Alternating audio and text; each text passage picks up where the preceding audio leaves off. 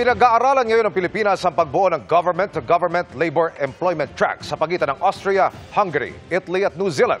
Ayon yan sa Department of Migrant Workers. Nakatutok si JP Soriano.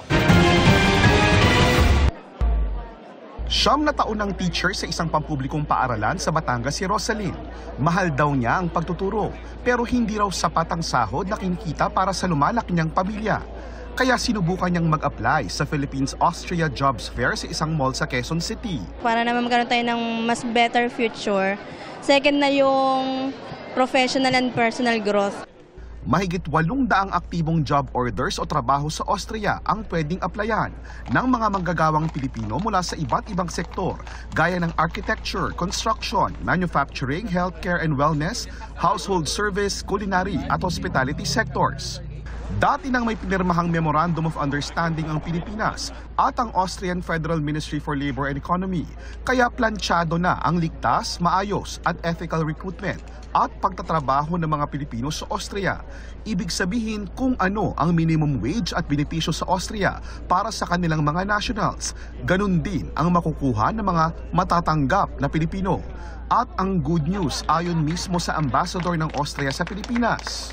Once you're established, you can bring your kids with you. We will look after you with a good health system that you are a mandatory part of.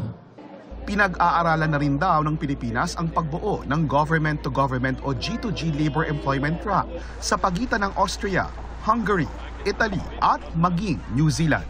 Magkakaroon tayong discussions and agreement with Hungary. Sa Hungary, andun na yung manufacturing, andun na yung hospitality sector, andun na yung office work, and among others.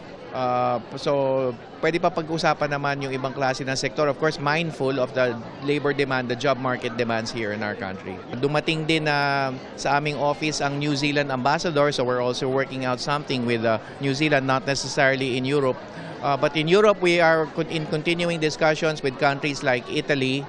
Nagkaroon din ng Pre-Orientation Departure Seminar o PIDOS para sa mga aplikante sa Jobs Fair upang ituro sa kanila ang kanilang mga karapatan sa ibang bansa at ang mga rules and regulations sa Austria at iba pang bansa kapag sila ay natanggap.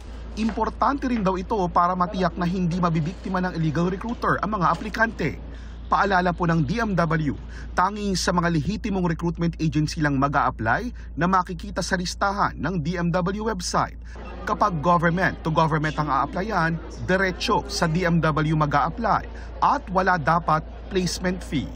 Para sa GMA Integrated News, JP Soriano, nakatutok 24 oras.